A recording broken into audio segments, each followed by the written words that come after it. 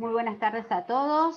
Mi nombre es Analia Pérez y en mi carácter de secretaria general de Reflejar, esto es el Instituto de Capacitación Judicial de la Junta Federal de Cortes y Superiores Tribunales de Justicia de las provincias argentinas y de la Ciudad Autónoma de Buenos Aires, y en nombre de quienes integran su comisión, me complace darles la bienvenida a este segundo ciclo del programa de perfeccionamiento para jueces.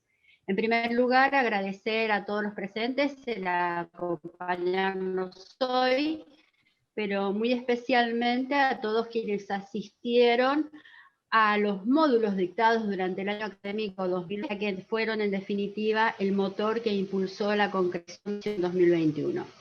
Valoramos la presencia de los señores ministros y de las señoras ministras de las Cortes y Superiores Tribunales de Justicia de Argentina y de los jueces y juezas de sus jurisdicciones, pero muy especialmente a los centros y a las escuelas judiciales nucleados en Reflejar, que son siempre el soporte de todas estas actividades. Para dar apertura a este ciclo, cederé la palabra a la doctora Claudia Misahuac, vocal del Superior Tribunal de Justicia de la provincia de Entre Ríos y presidenta del Instituto de Reflejar. Bueno, buenas tardes a todos, a todas.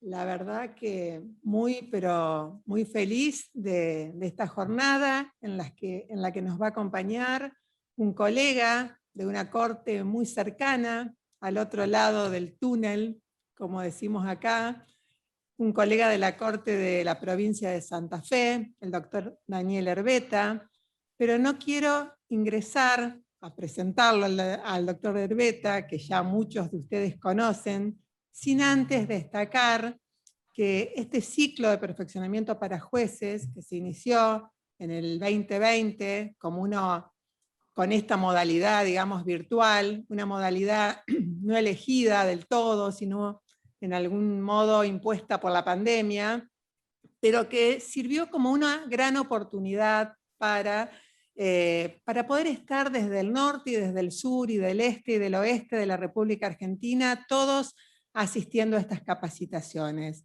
Hoy aquí nos acompañan jueces y funcionarios, o sea, magistrados y funcionarios de todo el país, porque Reflejar, como ustedes saben, es la red de escuelas judiciales de la Junta Federal de Cortes y Superiores Tribunales de todo el país.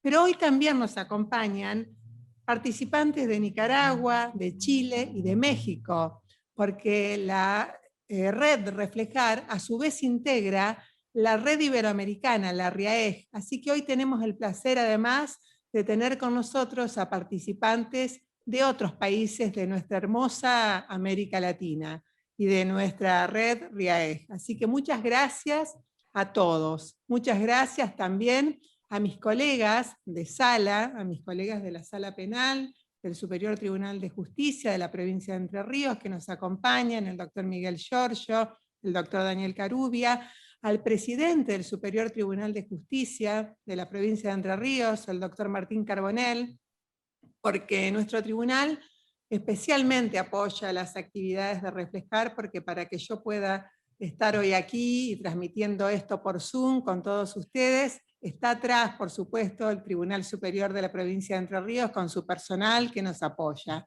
También gracias a la comisión directiva de Reflejar, que ustedes a lo mejor no todos saben, pero que son el motor. No es una persona, es un equipo que hay atrás mío, un equipo de gente, de colegas, de otros tribunales superiores, y también hay escuelas, secretarios académicos de escuelas que nos acompañan, algunos que integran como secretarios Reflejar, y otras escuelas que también integran la comisión directiva. A todos ellos, a los secretarios de Reflejar, a los ministros integrantes de la comisión directiva, a las escuelas que siempre nos hacen de soporte, especialmente en esta ocasión, a la escuela de la provincia de Santa Fe, que es la escuela del ministro que va a exponer y nos va esta tarde a acompañar. Bueno, especialmente a la escuela de la provincia de Santa Fe, porque siempre la escuela de la provincia de alguno de los ministros, porque este es un ciclo de perfeccionamiento llevado adelante por jueces de cortes. Siempre las escuelas son el motor principal, las escuelas de ese ministro que va a exponer esa tarde. Y bueno, y decirles también que este ciclo empieza hoy con el doctor Herbeta, pero que ya tenemos comprometida la participación para módulos posteriores, que ya incluso tienen fecha los módulos posteriores, y nos van a acompañar, así como el año pasado tuvimos 12 módulos de todos ministros de corte, en los próximos módulos nos van a acompañar el doctor Eduardo Schukdar, de vicepresidente segundo del Superior Tribunal de Justicia de Santiago del Estero, la doctora Emilia María Valle, ministra del Superior Tribunal de Justicia de Chaco, y la doctora Jacqueline Balangione, defensora pública general, digamos, o defensora en lo penal, de la Corte de la provincia de Santa Fe. Así que estos son los eventos más próximos que tenemos el 22 de abril, el 28 de abril y el 6 de mayo dentro de este curso de perfeccionamiento para jueces. Ahora sí, entonces, decirle que el doctor Daniel Herbeta, fundamentalmente, como les decía, es un colega de corte, es un amigo, nos ha acompañado cuando celebramos los 10 años de nuestro nuevo sistema de enjuiciamiento penal, nos acompañó acá en Paraná cuando todavía estaba la presencialidad en nuestro salón de actos. Tiene una larguísima y extensa trayectoria e importante trayectoria en materia académica. Es profesor titular por concurso y director del Departamento de Derecho Penal de la Universidad Nacional de Rosario. Es también director de posgrado de la especialización de Derecho Penal y especialización en Magistratura. Es expresidente de la Asociación Argentina de Profesores de Derecho Penal y exdecano de la Facultad de la Universidad Nacional de Rosario. Es docente e investigador de universidades argentinas y universidades extranjeras. Ha sido coautor de la reforma al Código Penal del año 2007, la reforma integral del Código Penal argentino del año 2007, y también de la reforma procesal penal de la provincia de Santa Fe del año 2014. Tiene innumerables artículos publicados y obras de su autoría, que no me voy a poder hoy mencionarlas porque le quitaría el importante tiempo que se merece el doctor Herbeta. Pero además hay algo que yo en lo particular quiero destacar, porque me parece que eso también hace a las cualidades y a las calidades que luego se pueden transmitir. El doctor Herbeta tiene muchísimos años de ejercicio de la profesión, muchos años antes de ingresar a la Corte de la provincia de Santa Fe. Así que también creo que esa mirada es una mirada que luego aporta a esto que nosotros le llamamos las aptitudes y actitudes, cualidades y calidades que nos permitimos o pretendemos transferir en estos cursos de perfeccionamiento para jueces. Bueno, les digo que a esta altura, no hace 10 minutos del comienzo, y tenemos 154 participantes conectados, y tenemos 400 participantes inscriptos. Así que bueno, doctor Herbeta, Daniel, adelante. Y gracias. Muy bien, muchas gracias, buenas tardes. Muchas gracias, Claudia. Bueno, Claudia dijo que era una amiga y a ello se debe el exceso en la presentación, pero bueno, quiero felicitarte por la conducción de Reflejar, agradecer a Reflejar, a vos, Claudia, a Analía, a toda la gente que colabora por esa tarea que están llevando adelante, especialmente en relación a cuestiones en donde la capacitación obviamente continua se plantea como una necesidad. En el caso de lo que ha sido los procesos de reforma a los sistemas de justicia, no solo penal, ahora estamos discutiendo la reforma a la justicia civil, los países que no han logrado y las regiones que no han logrado cumplir con muchas de las expectativas que se habían planteado antes o cuando iniciaron el proceso de reforma, reconocen como una de las causas precisamente no haber abordado el tema de la capacitación como uno de los problemas, digamos, que integran el proceso de implementación y consolidación de la reforma. Yo quiero agradecer también a todas y todos las juezas y jueces de las distintas competencias que nos están acompañando, de las distintas jurisdicciones provinciales, de la justicia federal, también a los que están participando de países hermanos de nuestra América Latina.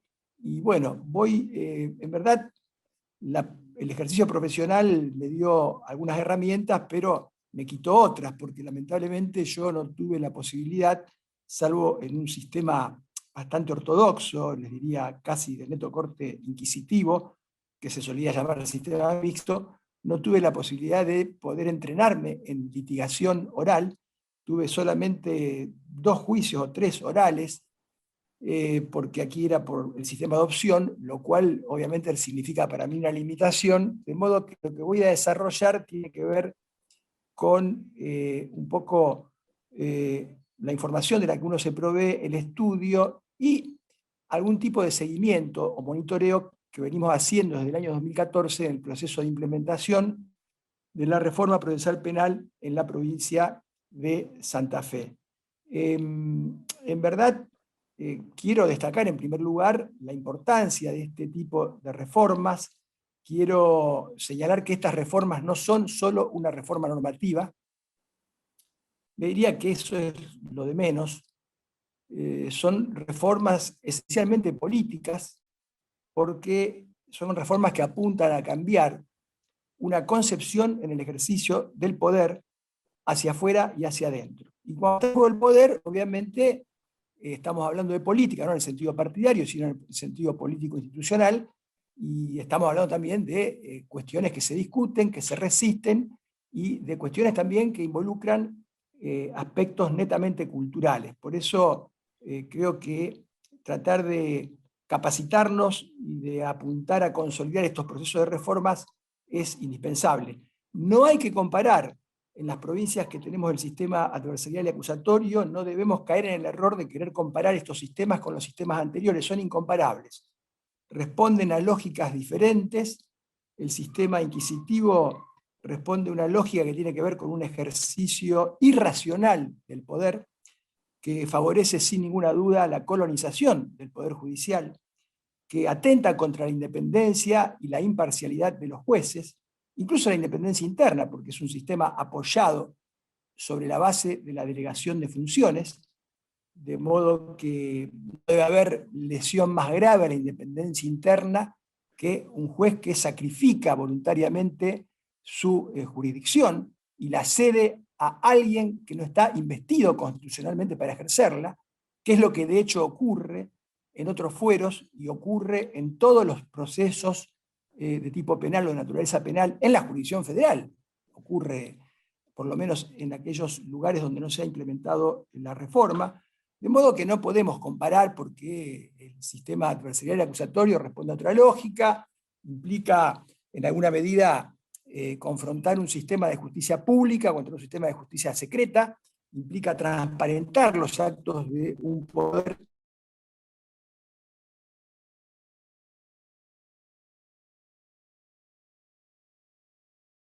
arbitrariedad, y por otra parte porque en los lugares donde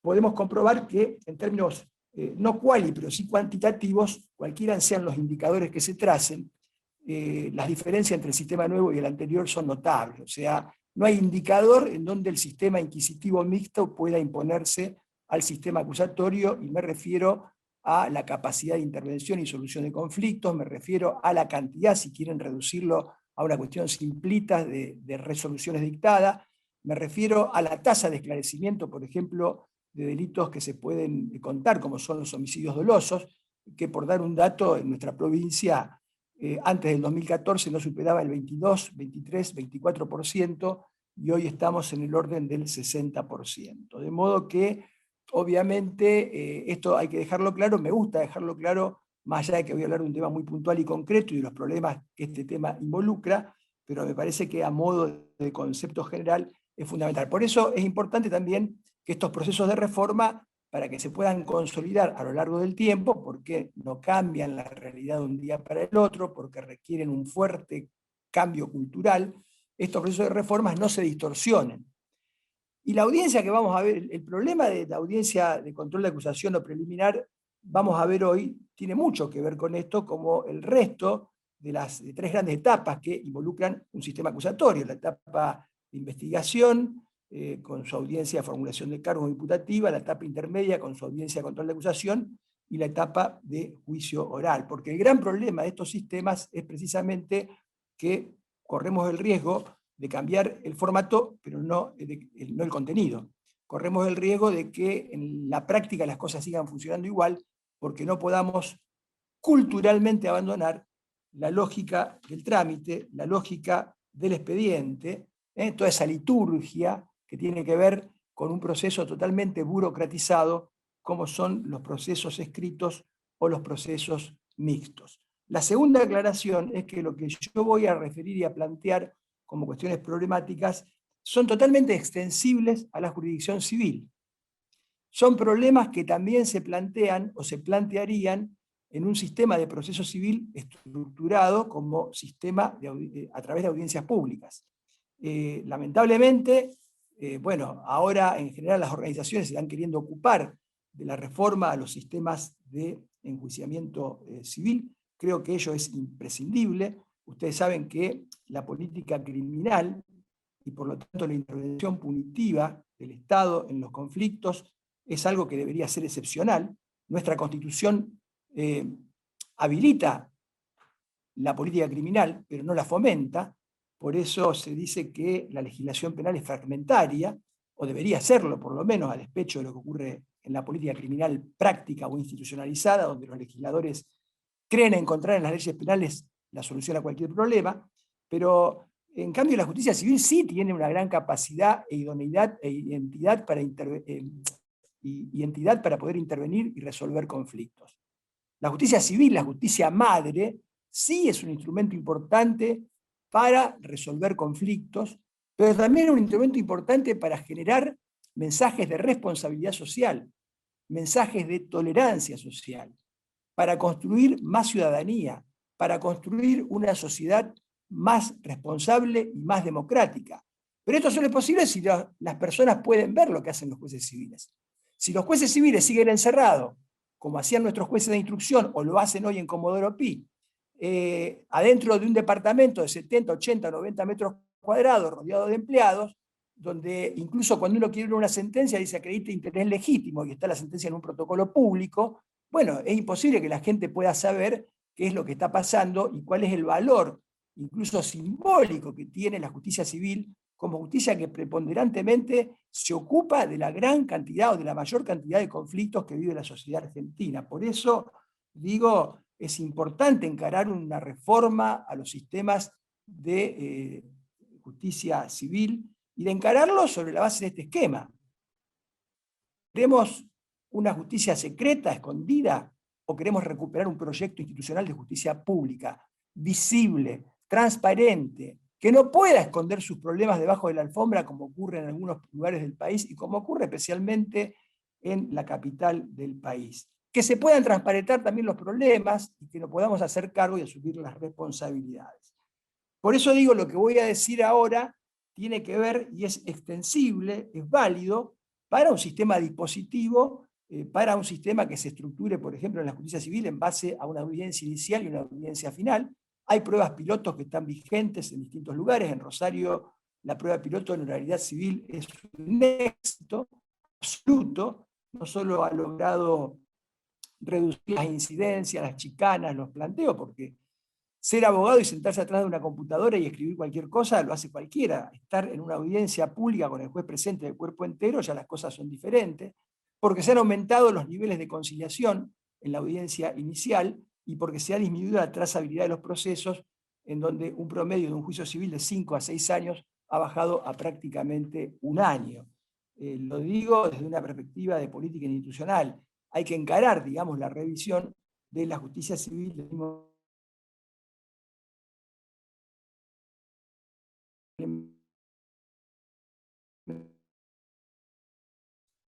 ¿Cuántos problemas se hubiera ahorrado la Argentina si Comodoro Pi tuviera un sistema de audiencias públicas y orales donde ningún juez puede... ¿Se escucha? Donde ningún juez puede... Bien. Se escucha. ¿Cuántos problemas nos hubiera ahorrado un poquito, pero se escucha. Con un sistema de audiencias públicas y orales donde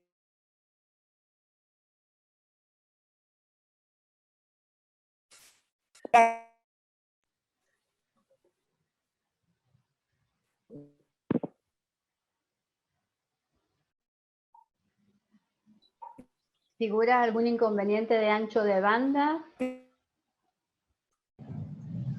Perdón, acá yo tengo dificultades, Dardo Tortul de Entre Ríos. Tengo muchas dificultades para...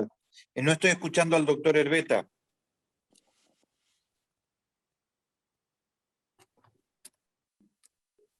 ¿Me escuchás, Claudia? Sí, sí, Daniel, pero me parece que el problema lo tenés vos ahí. Me parece que tenés baja señal.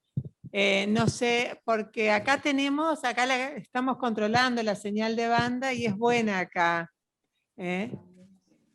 Sí, acá también la estoy controlando. ¿Vos me escuchás bien? Yo te escucho perfecto. Yo ahora salgo para que vos puedas seguir. Lo que pasa es que es como que se entrecorta. Qué raro porque tengo buena señal, ¿eh? Acá me dice el técnico que tengo al lado que no. Tengo un técnico acá de informática con nosotros que me dice que no sé. A ver, déjame ver. Si me permiten un Va y segundo, voy a viene ver. tu señal, dice. ¿Ahora está Ahora bien? sí tenés. Perfecto. Decía, ¿cuántos problemas nos hubiéramos ahorrado si, por ejemplo, en un centro donde se discute tantas cuestiones vinculadas a intereses tan importantes de la Argentina, hubiéramos tenido un sistema de audiencias públicas y orales, donde los jueces hubieran podido dar la cara y las partes también, sin papeles y sin tomar decisiones que escapen al control de cualquiera? Bien, el tema de hoy tiene que ver con la audiencia de control de acusación, y yo creo que esta audiencia, uno de los principales problemas que plantea, aunque me voy a referir a 3 de los grandes problemas que plantea, le pido por favor que me digan si no se escucha, tiene en alguna medida que ver con una cuestión primero más general, que es esta cuestión del rol del juez o del tribunal en un sistema acusatorio, en un sistema adversarial. Una cuestión que constituye un problema teórico de profundas implicancias prácticas, porque tiene una incidencia muy grande en el funcionamiento operativo de los sistemas de justicia penal en este caso. Dadas las limitaciones del tiempo, yo me voy a referir al rol del juez y también de las partes y algunos otros problemas en una audiencia importantísima, como es la audiencia de control de acusación, o también llamada audiencia preparatoria del juicio o audiencia preliminar. Pero antes, con validez para todo el proceso, el sistema acusatorio, quiero brevemente formular una reflexión relacionada con el proceso y la verdad. ¿Por qué? Porque creo, más allá de que sea discutible, doy mi opinión, creo que suele admitirse que los sistemas acusatorios y adversariales se desentienden de la verdad y procuran ser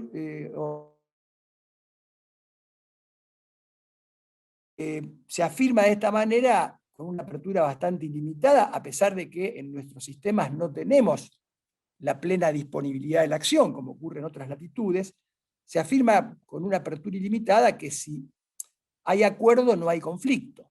Con lo cual, si hay acuerdo no hay conflicto, pareciera que el rol de la magistratura y la función jurisdiccional quedarían totalmente relegada o neutralizada.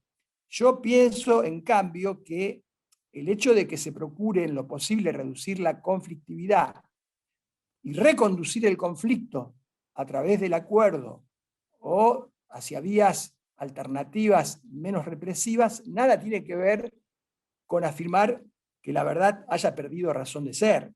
Si no hay verdad, no hay hecho y prueba como elementos esenciales de la legitimidad para el dictado de una sentencia, y mucho más si la sentencia es condenatoria. Lo que ocurre es que ha cambiado el concepto de verdad propia del sistema inquisitivo.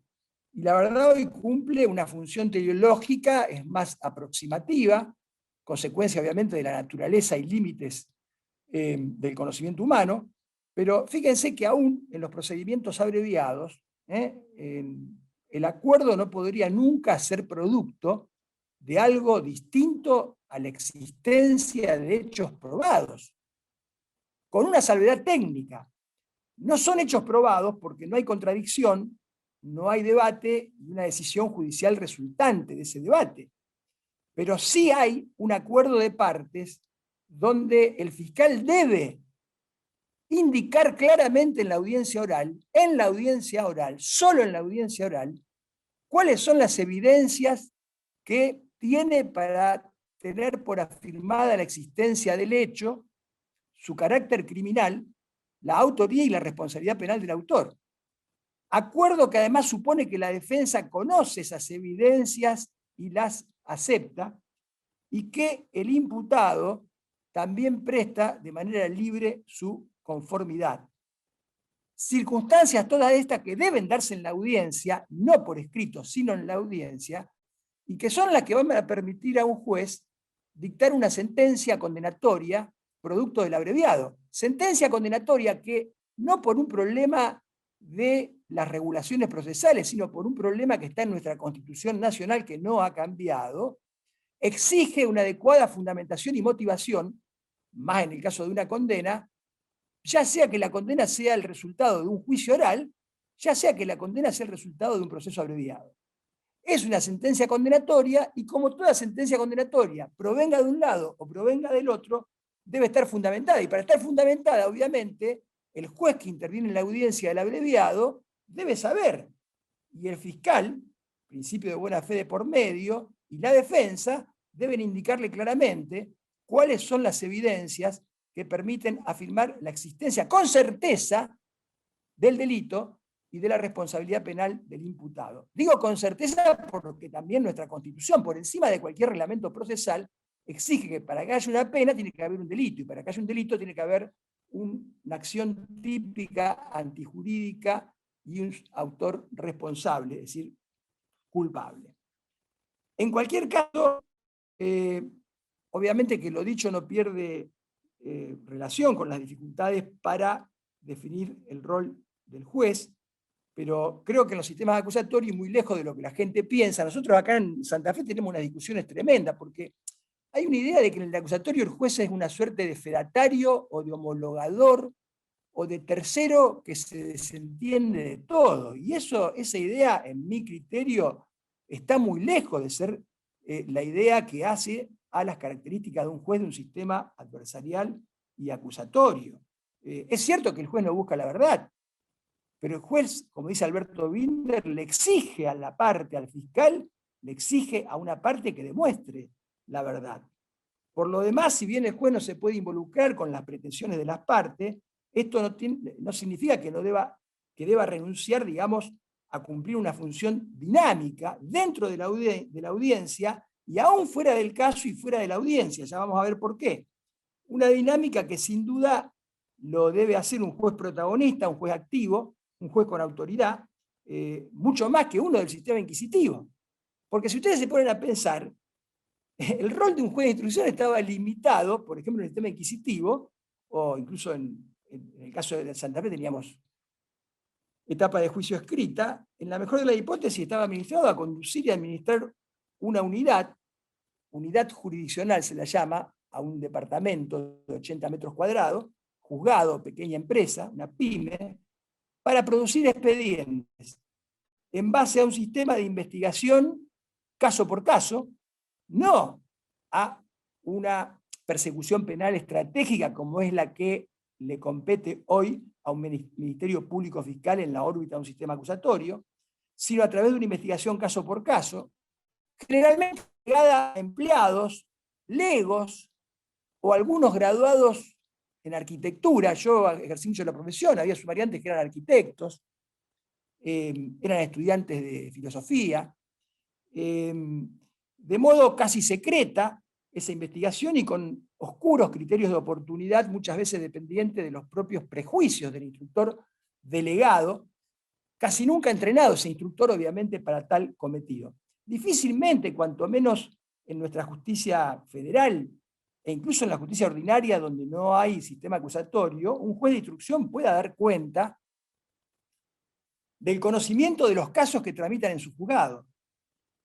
A pesar del tremendo poder que tiene un juez de instrucción, a pesar de la total falta de control del desempeño que tienen los jueces de instrucción, la verdad que yo no creo que un juez de instrucción sepa todo lo que pasa en su juzgado, con la salvedad, obviamente, de aquellos casos en los que, por las más diversas razones, válidas o no tanto, decide involucrarse, incluso a veces avasallando las pretensiones de las partes, y decide descargar toda su pesada artillería.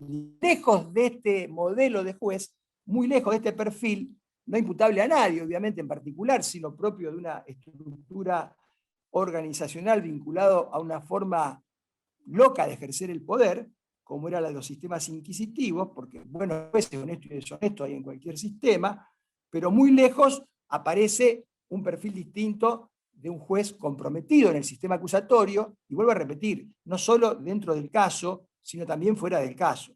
Así, en la audiencia y adentro del caso que se está tratando, el juez debe participar para garantizar la posibilidad de un litigio igualitario.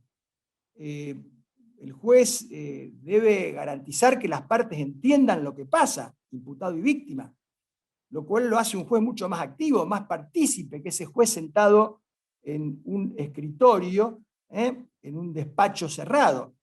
Un juez que además debe asegurar, además de asegurar muchas cosas adentro del caso, también tiene la responsabilidad de no desentenderse, y acá vamos a ver un problema rápido, un poquito más adelante, vinculado a la audiencia preliminar, de no desentenderse de la responsabilidad del liderazgo de la gestión del sistema.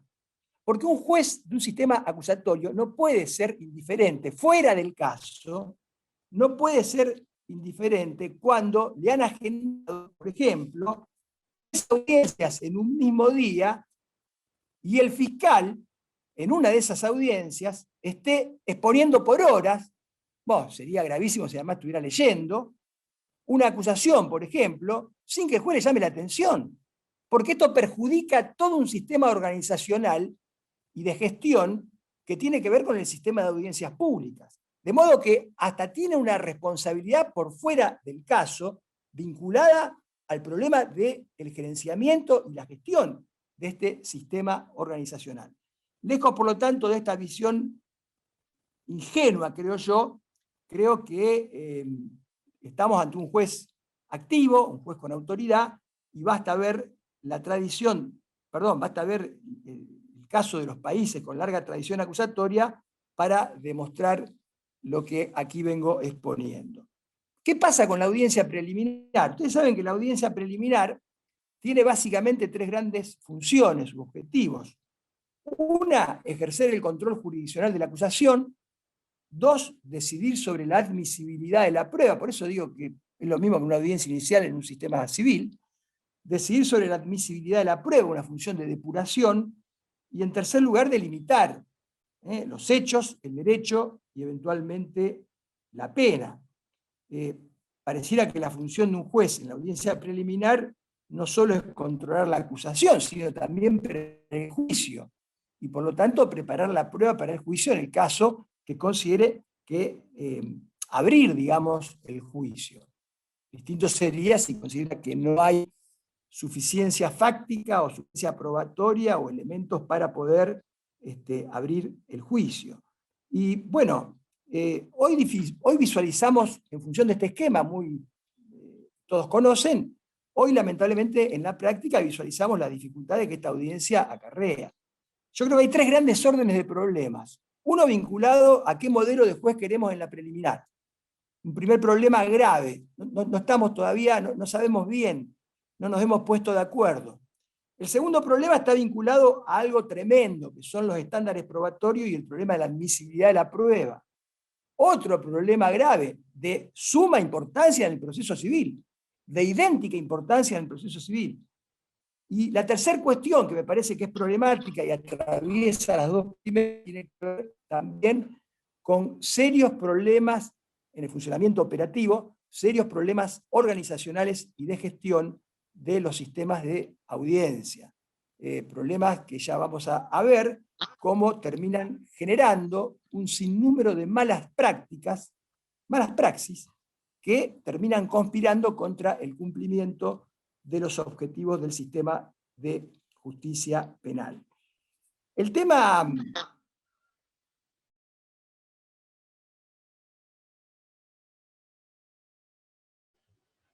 Se cortó el audio, doctor Herbeta. ¿Ahora? Ahora se escucha. Ahora se escucha.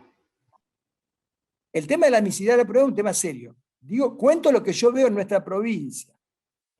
Una primera distorsión, bueno, muchas de estas distorsiones que voy a contar se resolverían o se resuelven, serían menos posibles en un sistema de juicios por jurados populares, obviamente, ¿no? Ya vamos a ver por qué. Pero yo veo una primera distorsión en donde tenemos una práctica judicial propia de la tradición mixta, el problema de volver a la lógica del expediente, la lógica del trámite, la lógica del inquisitivo, propia de la tradición mixta del sistema continental europeo, que se ha extendido ahora al modelo acusatorio, en donde el tema de la admisibilidad de la prueba pasa a ser una discusión de segundo orden, una cuestión menor. Total, después en el juicio el juez va a valorar todo. O sea, total, todo lo va a resolver el juez de juicio al final del camino. Y esto es un error enorme. Sería casi imposible o inaceptable en un sistema de juicios por jurado, pero es un error enorme aún con jueces técnicos. Por eso tenemos que profundizar las discusiones sobre la cuestión de la admisibilidad de la prueba, porque precisamente tenemos que evitar esta distorsión en donde el juez de la audiencia preliminar parece un famoso árbitro que había hace muchos años en el fútbol argentino, que se llamaba La Molina, que venía un jugador, hacía una plancha en el abdomen del rival y él decía siga, siga, siga. Es decir, todo lo que ofrezco como prueba, pase, pase, pase. Ofrezco todo lo que tengo, lo que creo, lo que me parece, y el juez pasivamente admite toda la prueba que se ofrece. Cuando, obviamente, que una de las funciones de la audiencia preliminar, que es precisamente preparar el juicio y por lo tanto controlar la admisibilidad de la prueba, tiene que ver básicamente con tres cuestiones centrales. Que una prueba sea admitida significa que la prueba es válida, por lo tanto hay un primer control que tiene que ver con la legalidad de la prueba. Que una prueba sea admitida significa que la prueba debe ser pertinente, y ahí aparece el problema de la pertinencia de la prueba, exigida expresamente en la mayoría de los delitos procesales. Que una prueba sea admitida tiene que ver con un problema de sobreabundancia, o sea, que no sea una prueba sobreabundante. De modo que, digamos, el juez de la audiencia preliminar debe ser un juez muy activo, debe exigirle a las partes y debe ejercer este control para tratar de depurar y tratar de que el caso llegue lo más limpio posible al juicio, si es que hay elementos para sostener la acusación. Y acá viene una segunda cuestión que tiene que ver con la responsabilidad de las partes, porque el fiscal y el defensor también son responsables de estas distorsiones prácticas que voy a enumerar. Porque el problema es que el fiscal y el defensor no llegan a la audiencia con el caso preparado. Ya vamos a ver que esto tiene que ver también con una cuestión organizacional, un defecto organizacional del sistema de audiencias públicas. No llegan con toda la información, no llegan con información de buena calidad, no llegan con la estrategia del juicio preparada o definida. A ver, en un sistema de juicio por jurados, un abogado defensor o un fiscal ya tiene que ir a la audiencia de control de acusación con las instrucciones listas. Tiene que tener una visión estratégica. Tiene que tener el caso totalmente armado. Acá van a la audiencia preliminar las partes como si fuera un trámite, pero también son un trámite porque los jueces permiten que sean un trámite. Y, por ejemplo, ¿cuál es la principal prueba de los sistemas de juicio oral? La principal prueba son los peritos. Hasta muchas veces la prueba documental, las pericias tienen que incorporarse a través de la testimonial, perdón, son los testigos, a través de la testimonial.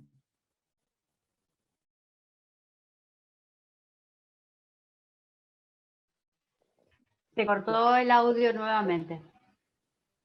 Pero debo tener mala señal, Claudia, porque lo tengo habilitado. Ahora se escucha perfecto, doctor. Qué lástima que, bueno, cuando yo ofrezco un testigo tengo que decir por qué lo ofrezco, para qué lo ofrezco, cuál es la importancia que ese testigo va a tener en el juicio. Yo no puedo ofrecer mecánicamente testigo como si fuera un deporte. Tenemos juicios orales donde ofrecen 20, 30 testigos. ¿Cuál es el sentido? Fíjense que incluso la pertinencia y la necesidad de saber por qué y para qué ofrezco el testigo me condiciona y me limita la producción de la prueba a la hora del interrogatorio. Porque yo como parte, si fuera defensor, no permitiría que un fiscal sobrepase el objeto de ese testimonio con cuestiones que en ningún momento anticipó. Es decir, ¿no? Indicar por qué y para qué ofrezco este testigo no solo tiene que ver con la necesidad de depurar, llegar limpio al juicio y de valorar la pertinencia de la prueba, sino que tiene que ver hasta incluso con un condicionante que se va a producir al momento del interrogatorio del testigo. Y lo mismo pasa con los peritos. Y con el perito hay que tener cuidado, porque los jueces le dan mucha bolilla al perito. Para los jueces el perito pareciera que el perito requiere un doble juicio, ¿no? de idoneidad, de admisibilidad, que tiene que ver con que verdaderamente se trate de un experto para poder incorporarlo al juicio, y ya en el juicio de credibilidad. Pero a veces ofrece un perito criminalístico para una reconstrucción total del hecho cuando hay evidencia de sobra sobre cómo fueron los hechos. O se ofrece un testigo sobre prueba o sobre informes, técnicos, que son el producto de actividades mecanizadas, un ADN, una alcoholemia, otra cosa que yo cuestione la cadena de custodia, lo que fuera en alguna situación, pero supongamos un ADN, un destripador de celulares. Enchufan el celular y lo dejan 8 horas ahí. ¿Para qué va a venir el destripador de celulares al juicio? Bueno, acá por ejemplo en Rosario, los defensores exigen que se les notifique cuándo van a enchufar el celular. Pero si el celular es otro, me voy a dar cuenta y lo voy a poder denunciar. Y otra cuestión grave, uno de los problemas graves vinculados a la admisibilidad de la prueba, es la dificultad que tenemos para poder, que tiene que ver con esto que estoy diciendo, para poder concentrar la producción de la prueba sobre los hechos controvertidos que van a tener incidencia en la decisión del caso. Se litiga sobre hechos no controvertidos. Se ofrece prueba sobre hechos no controvertidos. Se litiga sobre hechos controvertidos que no tienen incidencia en la decisión, en la solución del caso, que no tienen ninguna, proyección estratégica para las partes. Bueno, esto es un problema. Tengamos en cuenta que, vamos a ser sinceros, los casos, ¿cuántos casos complejos ustedes conocen en su provincia o en cada una de sus provincias? ¿Cuántos casos penales de ultra complejidad conocen? La mayoría de los casos no son tan complejos como para que se litigue de esta manera.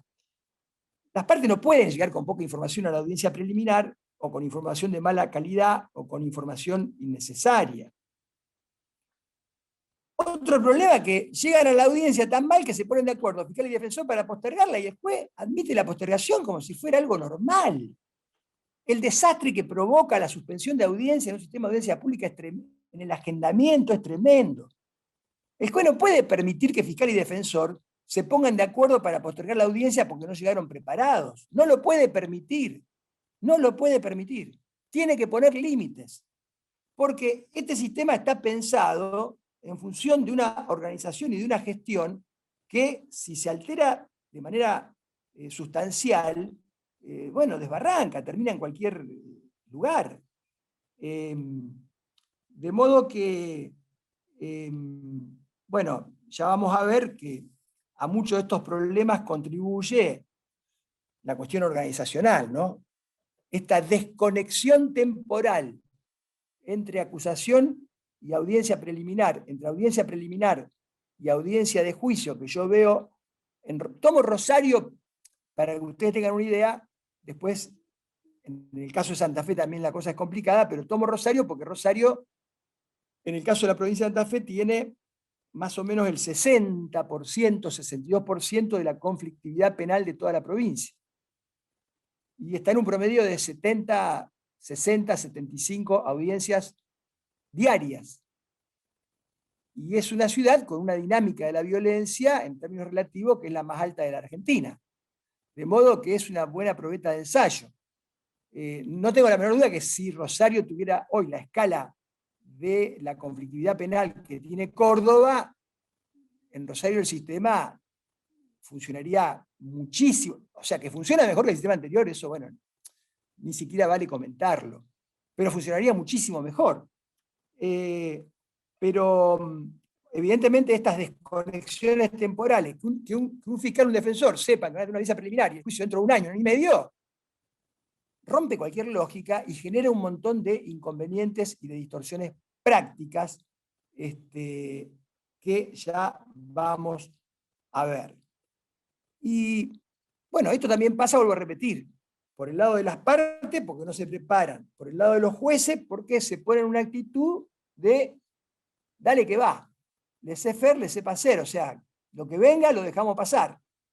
Una idea distorsionada, ¿no?, propia del derecho continental europeo. Bentham, el famoso Bentham del panóptico, decía que al juicio debía ingresar la mayor cantidad de información para que el juez en su laboratorio, su escritorio, a modo de un científico, pudiera desentrañar la verdad.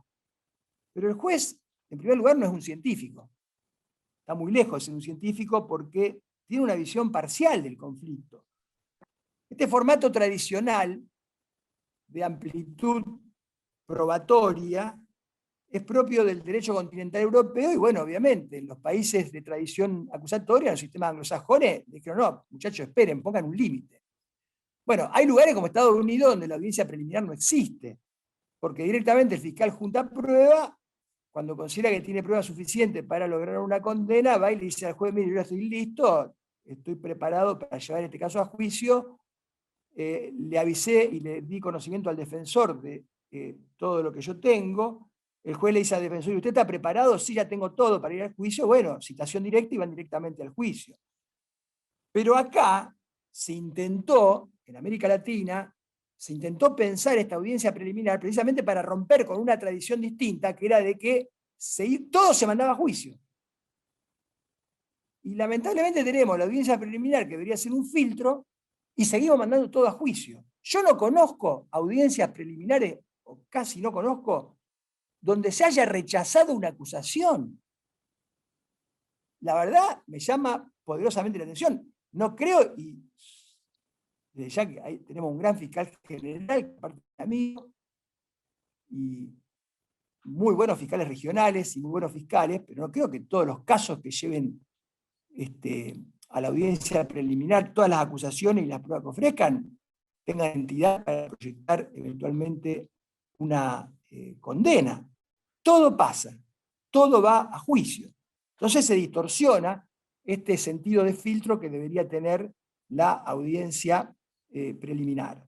Obviamente que en esta aspiración, en donde nosotros queremos que los jueces pongan un poco de límite, se comprometan un poco más en la audiencia preliminar, traten de preservar y de resguardar la oralidad, bueno, y de preparar bien el juicio.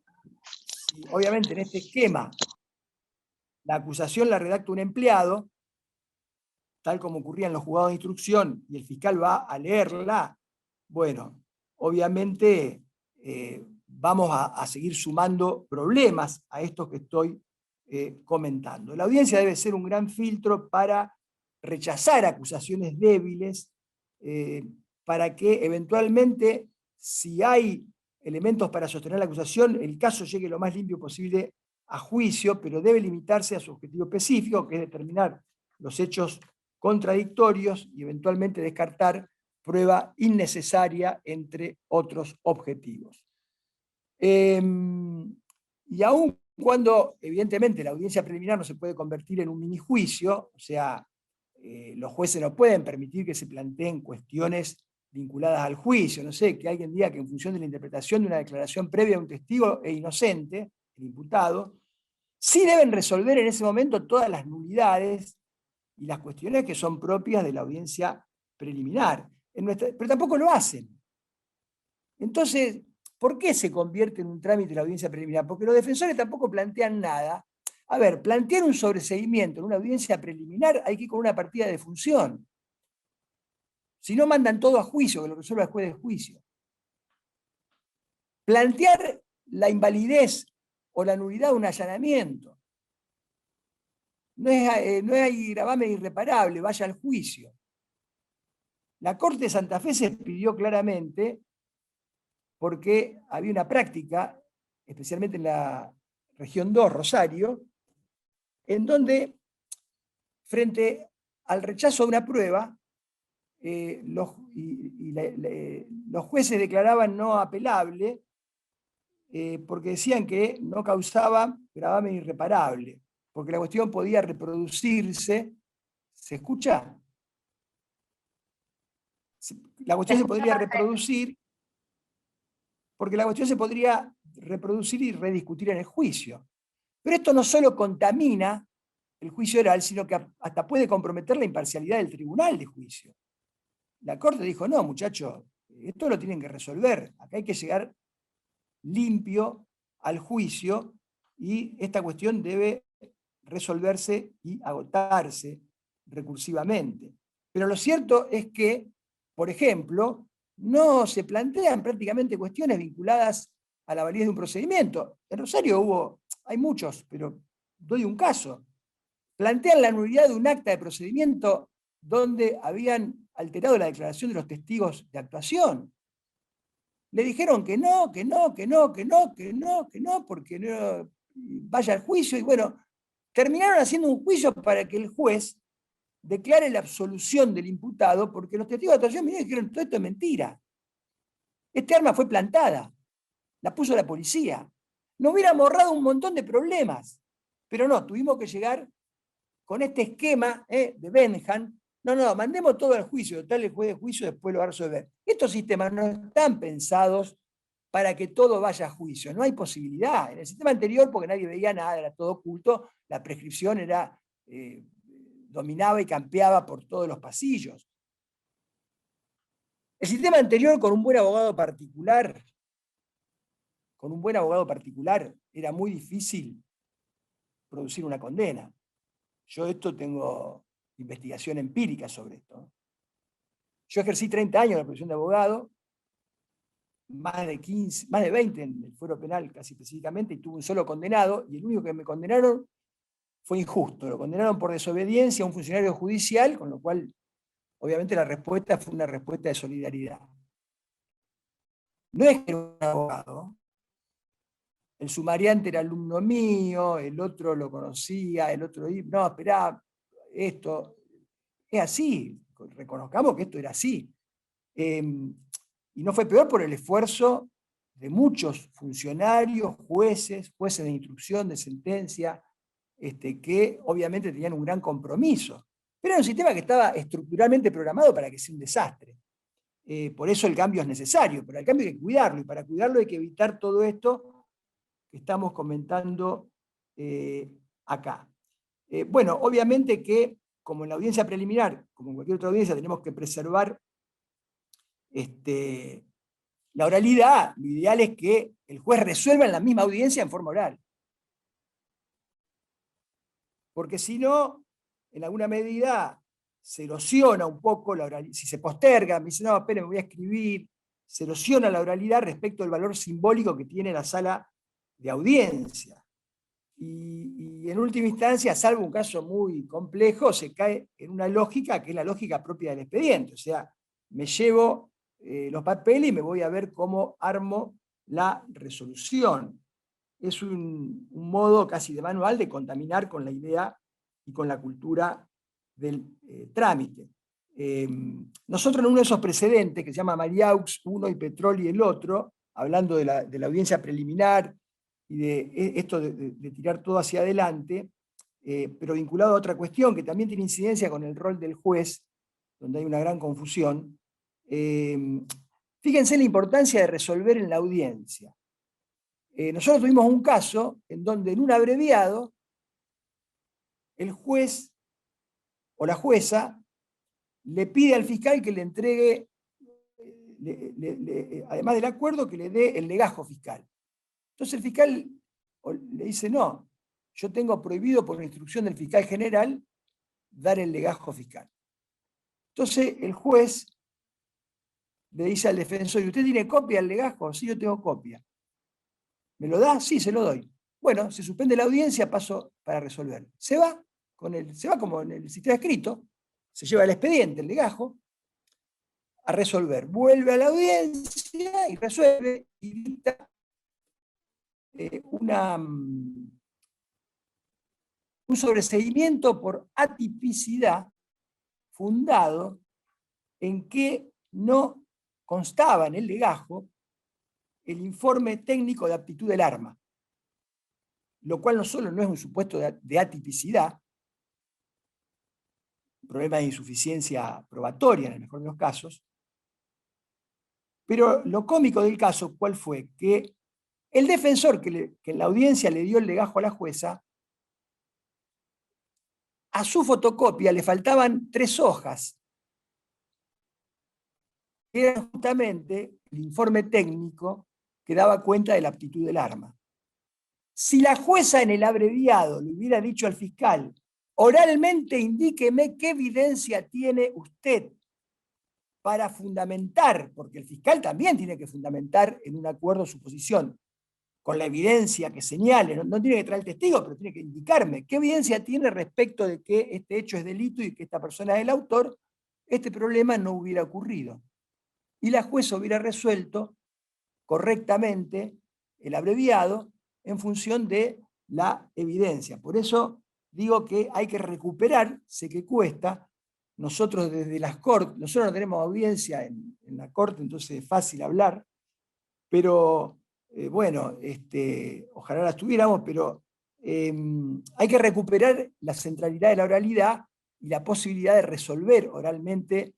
Por suerte, en nuestra provincia, la mayoría de las audiencias, incluso la preliminar, se están resolviendo oralmente en la misma audiencia.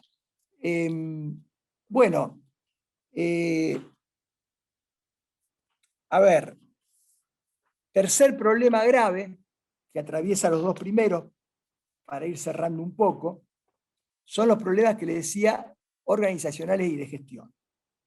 Si uno no puede llevar un caso a juicio dentro de los 2 o 3 meses de la preliminar, bueno, se complica todo. Y entonces aparecen muchas de las distorsiones prácticas que debemos evitar. ¿Por qué? Porque los abogados normalmente, ¿qué hacemos? Yo trabajé mucho de abogado y es como que uno llega siempre... Hay abogados que por su personalidad son mucho más planificadores. Yo llegaba al término prácticamente sobre el día de gracia, no digo sobre el día de gracia, pero el día anterior. Entonces, acá pasa lo mismo. Si yo sé que el juicio lo voy a tener dentro de 1 año, 1 año y medio, no me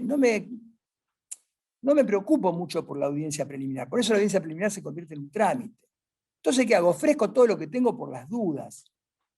¿Y esto qué hace? Que esta desconexión temporal, esta falla en el sistema de organización, hace de que, por un lado, si tengo un juez que deja pasar todo, ofrezca cualquier cosa y pasa todo. Después tengo que armar el juicio, y entonces acá nosotros tenemos un ingeniero industrial, está bien, sabe de gerenciamiento, pero él arma el juicio en función de la cantidad de testigos que están ofrecidos. Entonces calcula una duración, en función de eso, calcula cuánto va a durar el juicio, en función de eso arma la agenda de juicios, o sea que en función de eso se hacen más o menos juicios.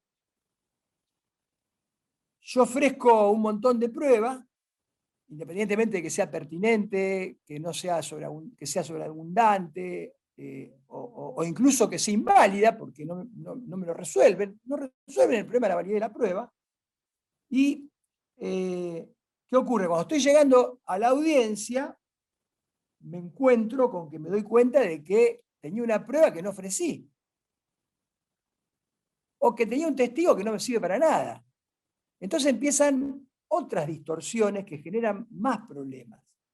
Empieza el problema del desistimiento de testigos, que genera toda una discusión. ¿Por qué? Porque a ver, nuestros jueces interpretan de que el testigo es de la parte y lo pueden desistir cuando quieren.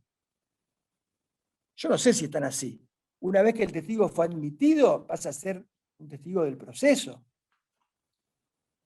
¿Qué ocurre? Claro, hay tantos testigos que empiezan a desistir de los testigos, pero plantean y denuncian hechos nuevos o nuevos testigos, con lo cual tienen que generar otra audiencia para ver si admiten los nuevos testigos. Y todo esto, obviamente, genera una serie de inconvenientes que lo que hace es precisamente alterar todo el funcionamiento normal y la capacidad de respuesta del sistema en la organización de las audiencias orales y fundamentalmente en la organización de las audiencias de juicio.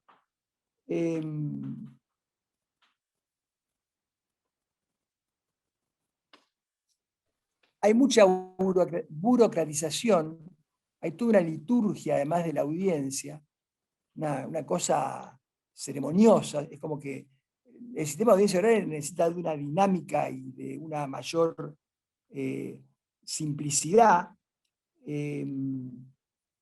Y bueno, vuelvo a repetir, si los jueces no asumen un rol proactivo, un rol activo en la audiencia preliminar, si los jueces no evalúan la pertinencia de la prueba, si los jueces no ponen límites, obviamente que todo esto va empeorando.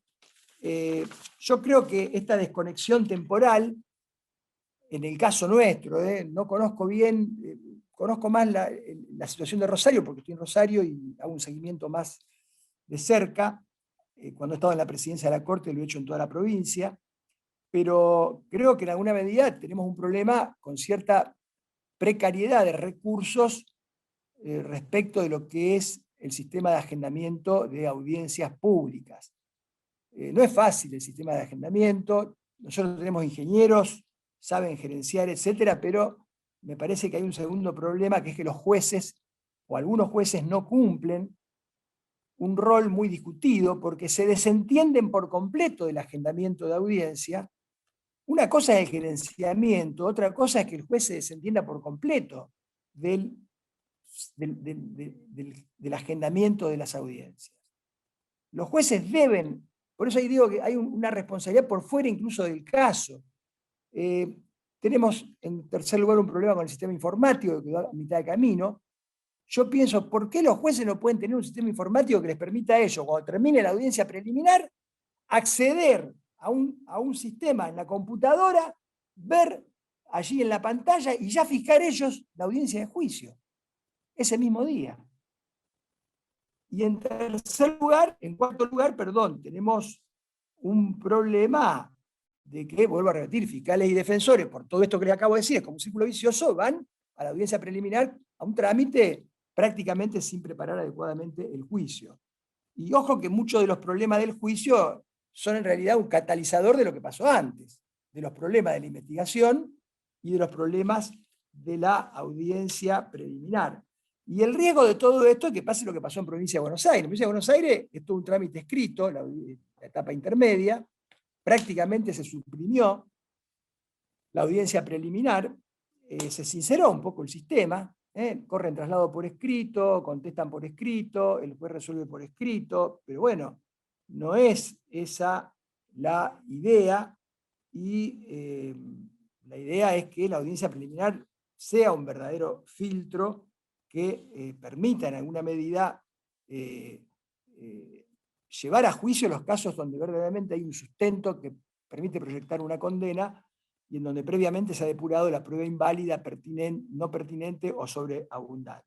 Yo creo que probablemente, por eso nosotros pedimos mucho en nuestra provincia, pregunto porque no tenemos la experiencia, yo creo que en alguna medida, si bien más limitado a pocos casos, el juicio por jurados populares permite neutralizar mucho de estas deformaciones. Porque, obviamente, a ver, pensemos que el problema de la admisibilidad de la prueba nace justamente, tiene origen en el juicio por jurados populares. Ahí ya sí hay mucha más discusión. Y además que la prueba la va a valorar un jurado. Tenemos un juez que no tiene obligación de valorar la prueba, está para garantizar un juicio equilibrado, que se lleve a cabo correctamente, adecuadamente, porque la valoración de la prueba le corresponde al jurado. Los abogados van mucho más preparados, obviamente, a la audiencia preliminar. Incluso les decía, lo recomendable es ir hasta con las instrucciones listas. De modo que me parece que en el jurado hay mucha más discusión. Además, bueno, obviamente hay deliberación de los jurados, y además es un juicio más controlado, por esto que les decía, porque lo controlan las partes, porque el juez, en el juicio por jurado popular, lo que hace es casi una función de juez de garantía, que no debe valorar la prueba, porque eso lo hace el jurado. Lo que hace el juez es tratar de garantizar que el juicio se lleve a cabo de la mejor manera posible. Y esto exige de un control de admisibilidad de la prueba muy fuerte. Por eso es casi que, digamos, juicio por jurado y control de admisibilidad fuerte van prácticamente de la mano.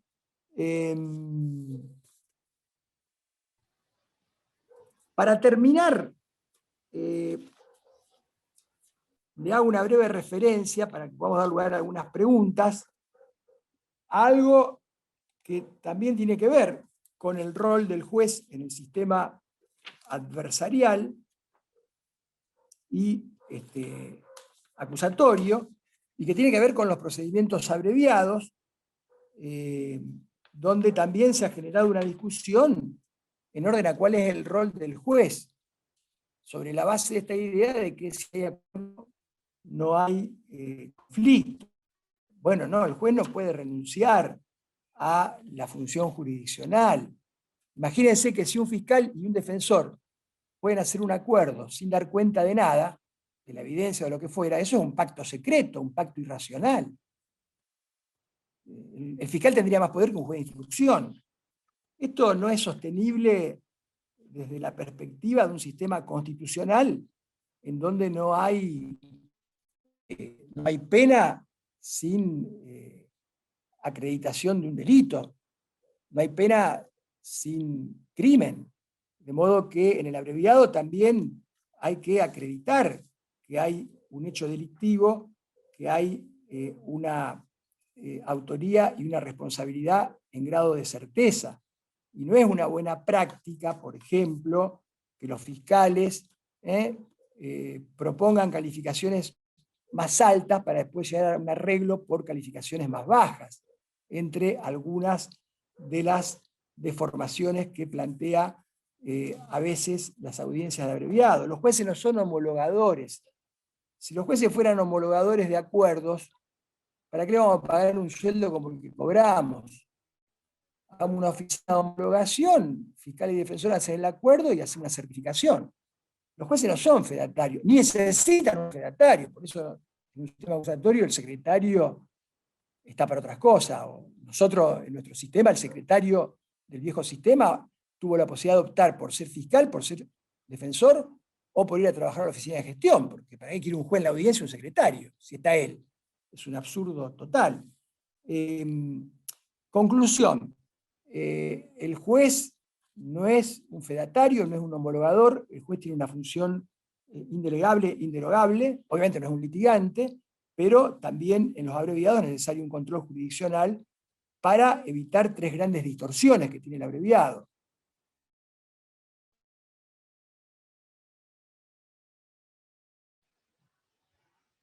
Doctora Herbeta, ahí se cortó un poquito el audio.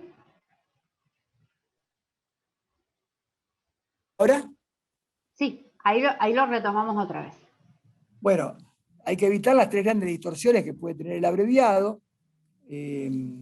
Una es que se convierta, digamos, en una suerte de mecanismo extorsivo, para, atado, digamos, al problema atado al problema de la prisión preventiva. La otra es que pueda, en alguna medida, burocratizarse en función de la comodidad de las partes. Entonces, como cuando estoy por llegar al juicio oral, no quiero juicio oral porque es menos trabajo, termino haciendo un arreglo, fiscal y defensor, como sea, y la otra, obviamente, de que no sea un instrumento que termine afectando la tutela de los derechos de la víctima. Nosotros tuvimos aquí un caso, el caso Cantero, donde se había llegado un abreviado que terminó anulando la Corte, se había llegado a un acuerdo, para cómo era un abreviado que venía al sistema nuevo con instrucción formalizada, o sea, instrucción escrita y auto de procesamiento. La imputación era para prisión perpetua, homicidio calificado, la persona era reincidente, y llegan a un abreviado de 9 años. Y en el abreviado dicen que de partícipe primario pasó a partícipe por arte de virle virloque. No, nosotros no tenemos fiscales que pueden negociar cualquier cosa. Nosotros tenemos una constitución que está arriba de cualquier reglamento procesal, de cualquier interpretación. De modo que estos son los 3 grandes riesgos que hay que tratar de evitar con el abreviado. Yo he tratado de dar cuenta de algunas cuestiones relevantes propias del funcionamiento de los sistemas acusatorios, fundamentalmente poniendo el acento en el perfil del juez, en la actividad de las partes, en algunos problemas que plantea la audiencia preliminar, una audiencia muy importante. Estas reflexiones son propias de la experiencia que nosotros tenemos en nuestro territorio, por eso me hago cargo de eso. Yo no conozco cómo funciona en otras latitudes o en otros territorios, pero bueno, creo que debemos estar siempre muy atentos para tratar de evitar este tipo de distorsiones prácticas, porque obviamente estas distorsiones llevan a lo que Alberto Binder califica como el riesgo de una reconfiguración inquisitorial de los sistemas acusatorios, o sea, que me quede con el envase y en el contenido la cosa siga siendo igual. Y en ese sentido la reflexión sobre el rol de la jurisdicción no puede dejar de analizarse. Yo creo que tenemos que repensar metodologías de control muy fuerte, tenemos que repensar metodologías de control del trabajo de fiscales y de defensores, especialmente en el Ministerio Público de la Acusación, por su estructura, por su natural expansión de recursos. Los iluministas decían, hay que desconfiar del poder del juez de instrucción. Bueno, hay que desconfiar del poder del fiscal. Esto demanda de un fuerte monitoreo, de una auditoría interna, también de controles externos. Un seguimiento que apunte a evitar distorsiones, que apunte a evitar desviaciones del principio de unidad de actuación en el MPA, casos de mala praxis o bien de corrupción. Obviamente que en ese control se requiere siempre de la asistencia de organizaciones con competencia en el tema. No cualquiera está habilitado para hacer ese tipo de control de gestión, por ejemplo. No cualquiera, o sea, porque yo sea diputado o sea juez civil, no tengo título para hacer una evaluación de, por ejemplo, el funcionamiento del sistema o el funcionamiento de una estructura como la del Ministerio Público de la Acusación. Y finalmente creo que tenemos que recuperar metodologías para que un poco las audiencias sean más funcionales a la dinámica de trabajo que requiere el sistema acusatorio y no a las malas prácticas.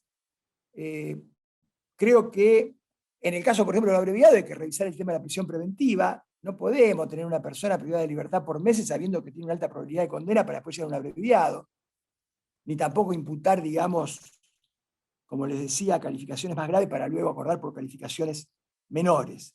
Creo que hay que desburocratizar bastante las audiencias, hay una liturgia de la audiencia que está más vinculada a este problema cultural, y esto nos obliga, y con esto termino, a la necesidad de profundizar la discusión y reflexionar básicamente sobre nuestras prácticas y sobre la necesidad de recuperar metodologías de trabajo que nos permitan alcanzar con el mayor grado posible los objetivos políticos e institucionales de un sistema de justicia penal. Con esto termino. Muchas gracias por la atención y espero las preguntas. Doctor, muchísimas gracias. La verdad que la audiencia ha permanecido por los índices, muy atenta a toda la exposición, así que muchas gracias. Hay, la verdad que bastantes comentarios de los asistentes y algún par de preguntas. Voy a empezar por la del presidente del Superior Tribunal de Entre Ríos, que gentilmente hoy nos han recibido en su plataforma. Doctor Martín Carbonell, quisiera consultar al doctor Herbeta qué opinión tiene de los acuerdos probatorios entre la acusación y la defensa y qué marco de actuación le corresponde al juez cuando advierte que el mismo contiene evidencias sobreabundantes o impertinentes para no caer en una decisión por fuera de lo peticionado por las partes. A lo cual Miguel Giorgio, y haciendo referencia a esta pregunta del doctor Carbonell, le sumaría también qué ocurre si ese acuerdo probatorio involucra prueba inválida o adquirida en forma ilegal. Bueno, las convenciones probatorias, está muy bien la pregunta y no dudo que los colegas conocen bien la respuesta. Creo que las convenciones probatorias obviamente solo pueden reducirse a cuestiones eminentemente fácticas. De modo que en cualquiera de las dos hipótesis que se plantean en la pregunta, no tengo la menor duda de que el juez puede rechazar esas convenciones probatorias cuando advierte que no se corresponden con los hechos del caso o que eventualmente puede estar apelándose a algún tipo de evidencia, digamos, que se ha obtenido de manera ilegal. Son válidas las convenciones probatorias, es bueno que uno pueda, incluso que el juez en la audiencia preliminar a veces hasta pueda provocar, no digo obligar, pero provocar, asumir algún rol proactivo y provocar convenciones probatorias para resolver sobre cuestiones que están controvertidas, pero bueno, creo que ahí hay dos límites claros, por lo menos en mi opinión, y que surgen de las dos preguntas que se han hecho.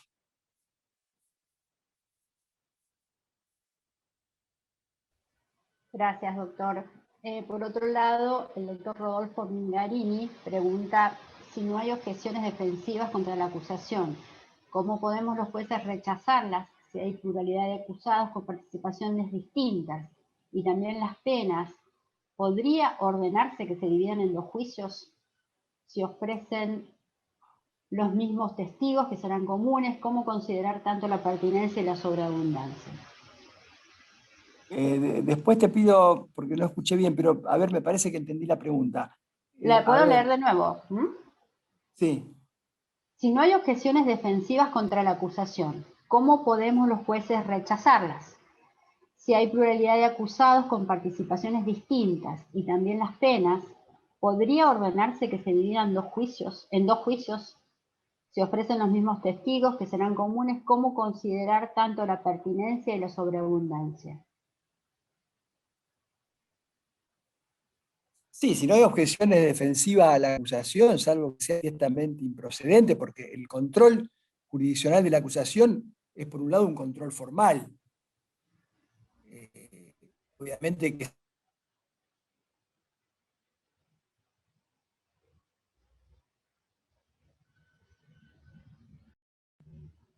Se cortó nuevamente el audio. Lo esperamos un ratito a ver si podemos volver a... Ahora sí. Bueno, el control de la acusación, el control jurisdiccional es un control no solo un control formal.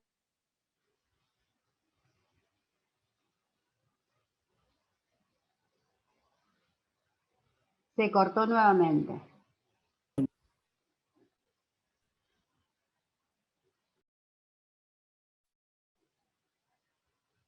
Lo esperamos un ratito, doctor, a ver si se puede volver a...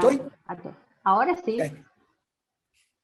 El problema del ofrecimiento común de testigos también es una práctica que es consecuencia de muchas de las cosas que yo venía diciendo, porque a veces hay una especulación, digamos, por el hecho de que al haber tanta distancia entre la audiencia y la audiencia de juicio, una parte pueda pensar que se va a desistir de un testigo, al cual eventualmente podría haber querido contraexaminar.